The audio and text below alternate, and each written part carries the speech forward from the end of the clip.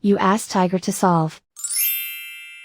This deals with linear equations with one unknown. The final result is x equals 5.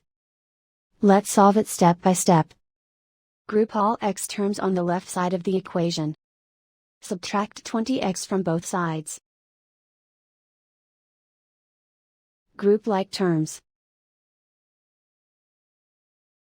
Simplify the arithmetic. Group like terms. Simplify the arithmetic. Group all constants on the right side of the equation. Subtract 1 from both sides. Simplify the arithmetic.